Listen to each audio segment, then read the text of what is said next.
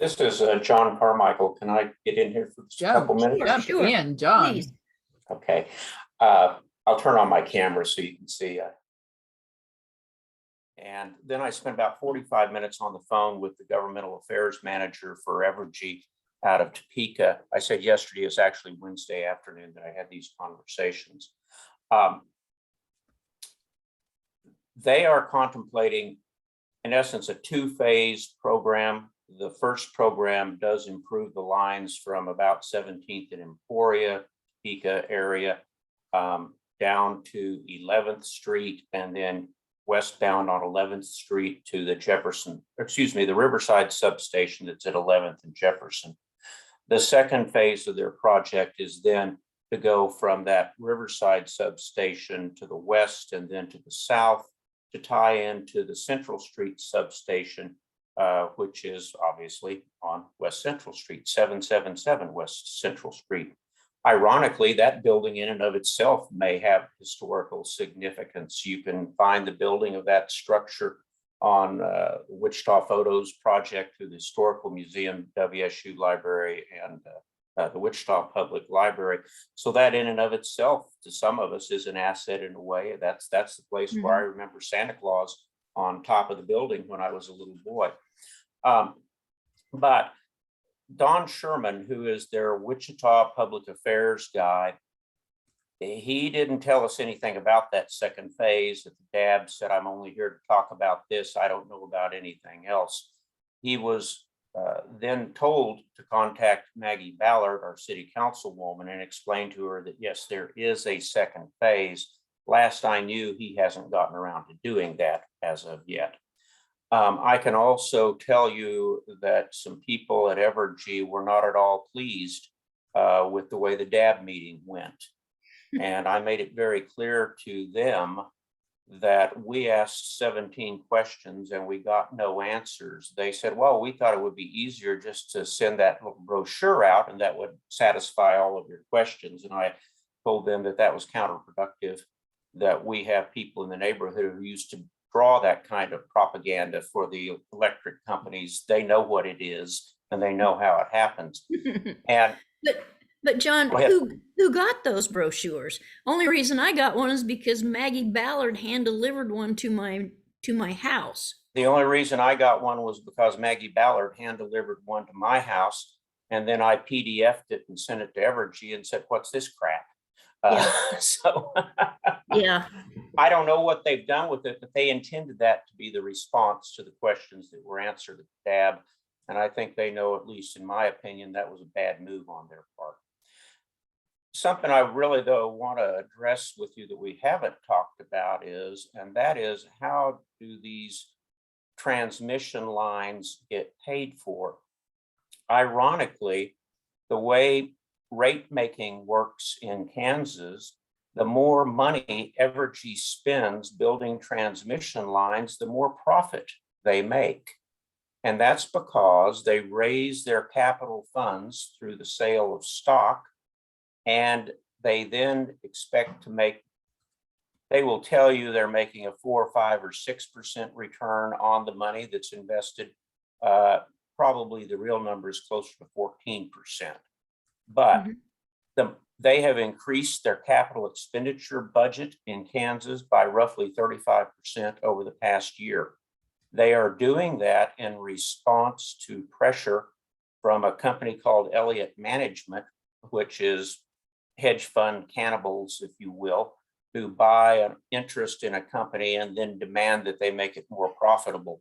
So that company either wants them to spend more on capital improvement, which gives them that 14% return on all that money they spend on capital improvement, or they want the company sold to somebody else who will. And so a lot of the people who are Evergy, Westar, Western Resources, KG&E people who work there really aren't too happy with the situation, but they've got bosses to work for and mortgages to pay just like anybody else.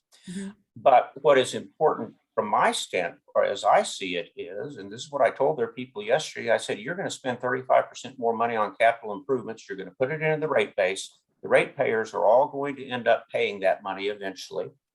And if it's going to happen, I want my share for my district. Just be very straight. And so I said, don't tell me you can't afford to do it. You actually make more money when you do it.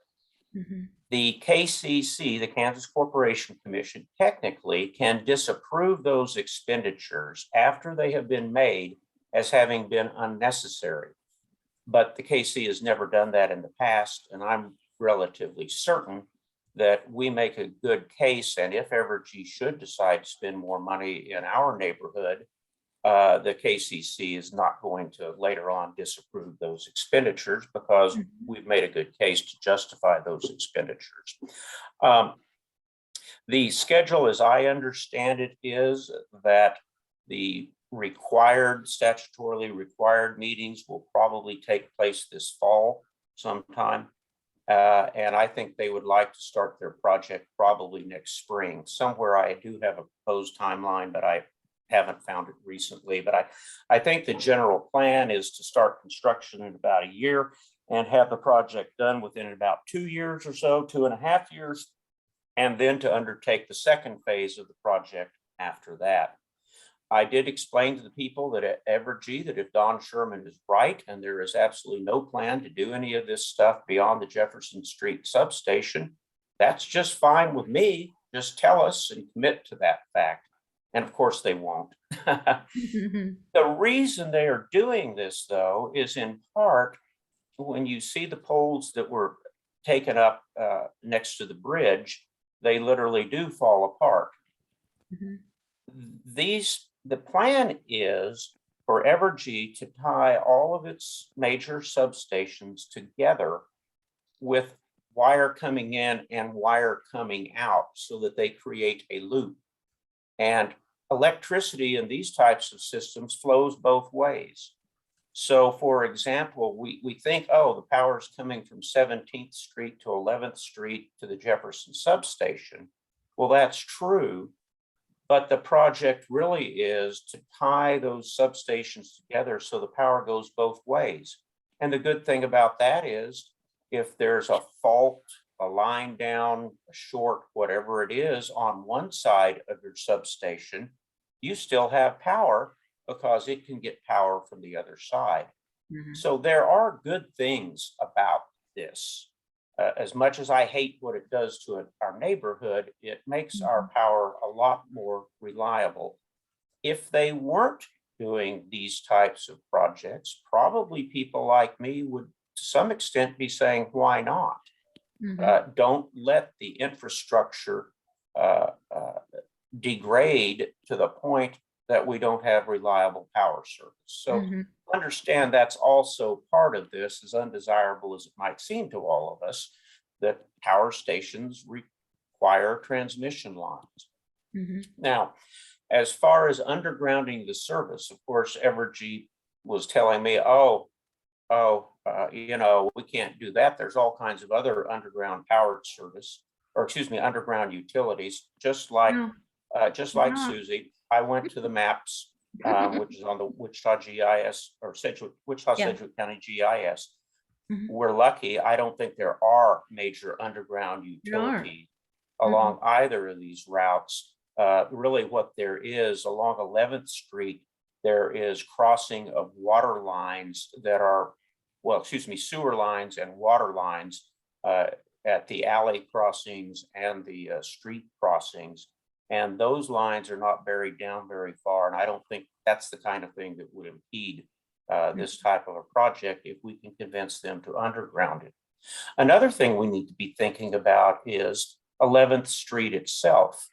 I don't think any of us want to tear up that brick street and turn it into a piece of asphalt. Well, maybe some people do, but I certainly don't.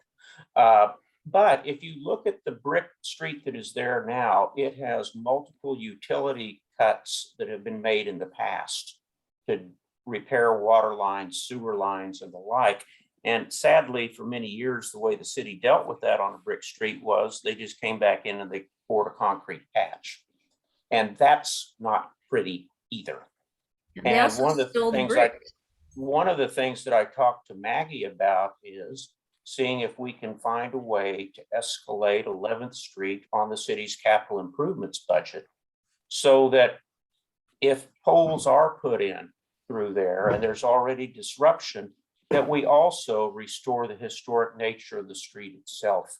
And that probably needs to be done with either city bucks or Biden infrastructure bucks. Yeah. And so that's something for us to think about. Another thing is, if they are going to put in poles, new poles down 11th Street, we want the old poles to go away. We don't want a forest of poles down 11th Street.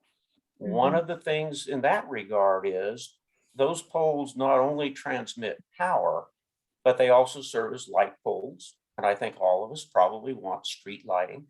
And they also carry the telecommunications companies, which in this instance is AT&T and Cox Communications. They have, both Cox and AT&T have made some upgrades along that corridor. As you probably know, AT&T has installed fiber through there, and Cox has also made some upgrades. They have located a few additional telecommunications poles that are new along 11th Street, but fortunately not very many. I've talked with people in Phoenix who run Cox Communications for this area. They've made at least an informal, friendly commitment to me that if we can restore the 11th Street corridor, they will work with us to perhaps underground their lines as well. I've had the same communications with AT&T, but I haven't talked to the president of AT&T Kansas about that subject yet, but I will. So, you know, if this project, oh, and another thing, I've talked to Evergy, is, you know, if you have to go in there and you start messing with our trees along 11th Street, and by the way, not all of them are quality trees, some of them are, and if it's the one you love in your front yard, it doesn't matter whether it's an elm or an oak, you know, you care about that tree. But I have also impressed upon them that if you do this project and you start messing with the trees, we don't want to see trees that have had the centers cut out from them, so that they look like a Y with a power line down the middle of it. And you'd better be allocating money for reforestation type efforts. There are also funds and resources available through the Kansas Forestry urban reforestation project, or whatever it is. We're very fortunate. The former state forester now lives in Park City, and he and I are going to be going down through that area here sometime this spring to kind of look at the overall quality of the trees in that area, just to get some input from some people who are experts on that. Maggie tells me that the people at the city engineering department still don't know anything about this project.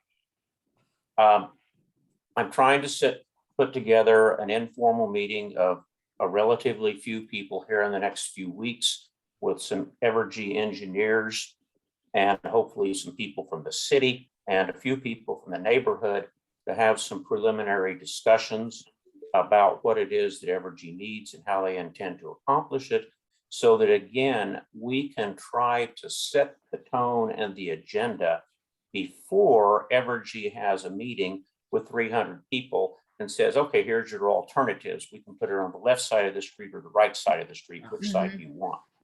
Yeah. One other thing that I want to mention, and I don't want to take up everybody's time with everything here today, is when we talk about rerouting lines like this, you have to remember that for every good thing it accomplishes, there's somebody else who gets a new power pole. It's either in front of their house or it's in their alley. And if you happen to be the unlucky winner in that contest, you may be upset with your neighbors who said, well, let's take it from the corridor where it is now and let's put it in your backyard instead. So, you know, that's something we also just kind of have to well, to that, that's why going a little backtracking to the Washington Mosley commercial area, industrial commercial area would have been, you know, if somebody would have. Oh, I absolutely agree. Us. I absolutely agree. There may be a better way, particularly on that north-south route. But just all I'm saying is Yeah. just be aware that anytime you say move a power line, if you happen to be the person with the new power line in front of your house or in your backyard, you're probably not going to be happy with your neighbors who put it there. Well, and yeah, and when it comes to undergrounding, we're looking at a new age of wildfires. We know what happens when they're out on the prairie and in small towns. It's going to happen here. I know it is. And with all the houses, we're looking at densification. We're looking at packing people into where homes are going to be, they can be as much as 3 feet apart in some areas. At seven in the 1600 block of Fairview, they wanted to take one house that was split into four with a couple of apartments in a garage type building. There were 6 units in there that was way out of compliance. They wanted to put 12 in there. You start packing in more and more buildings and calling backyards infill lots, we're going to have I mean, the firemen are just kind of freaking out over this. My friends that are firemen, they can't say anything publicly, but undergrounding to prevent, we have weather extremes, ice storms, fire, we have high winds. If you go to the Evergy site and you look at their annual reports, you'll see that some of these big towers are toppled over, and you can see them repairing them. They act like they never fall down, but on their own site, they're falling down. And again, I don't want to keep you all here forever. I worked a lot on wildland fires in Kansas several years ago. We completely changed the way we respond to those and deal with those, and it was really a lot of fun. I learned a lot. But if you look over the past few weeks, we've now had red flag warnings in Johnson County. And if you look overall at the pattern of wildfire in Kansas, it used to be, to the extent it was a major problem, it was a west of 81 problem. Now we're seeing red flag warnings fairly routinely in southeast Kansas, and now we're seeing red flag warnings in the urban-rural interface in northeast Kansas. So that's something to be aware of. But I want to switch to one other thing before I shut up.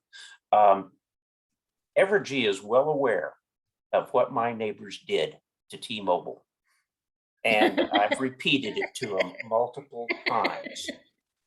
They are a company that spends millions of dollars on advertisements to tell you what nice people they are. They buy advertising on the evening news. The last thing they want is a bunch of neighbors protesting because they're destroying somebody's neighborhood.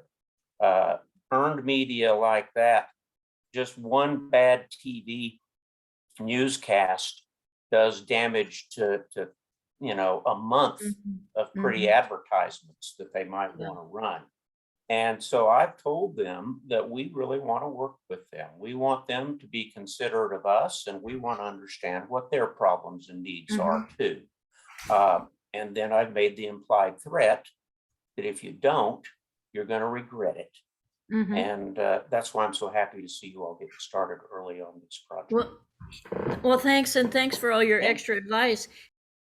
One other thing I failed to mention, I'm sorry to interrupt again, is if you drive up North Amidon Street, about 2200 north to about 3000 north, 37th Street, somewhere up in that range. Unfortunately, Evergy has already put some huge poles in people's front yards up there. That's done. And I feel really sorry for some of the people I've met who still have a mortgage on their house and they're upside down because nobody wants it because it's got a big pole in the front yard. But you can also see up in that area some laminated wood poles. And ironically, around Cedar Crest, where the governor lives, when they did this type of a project, they used laminated wood poles. You might drive by there and people can see what they think about those alternatives as well. I have photographed that whole area up there, and I've photographed all over East Wichita and all over 17th Street area. And one thing I've noticed about that area is that they seem to have left every relic from 60 years on one side of the street. They put a few laminate poles in and they put them in crooked or they warp or something. But, one side has the neat, clean, big, giant poles. They're not the big, giant base ones, and they don't have any concrete showing. They're narrower at the bottom, maybe 2 feet, 2 feet or 30 inches in diameter. They're still very, very tall because they go so deep in the ground. But on the other side, those are the feeder lines along there that go to the houses. What do you call those? Service lines? Call those distribution. Okay. Transmission is big, distribution is small. Yeah, there seems to be no rhyme or reason as to how they're placed. And that's they're another, crooked. Susie, They're that's, crooked. yeah, that's another discussion that I've had with Evergy, not only about the 11th Street corridor, but also about the remediation that they're trying to do over in 67214 after the mess they made over there, which cost them additional millions of dollars. But they still have redundancy of poles, abandoned poles cut off. And I think they are going to be cleaning that up over in 67214 over the next few months. If they don't, they're going to hear about it. That concludes our comments and commentary by John Carmichael. Thank you so much for attending, and please be sure to visit back with our YouTube channel often. Thanks for coming.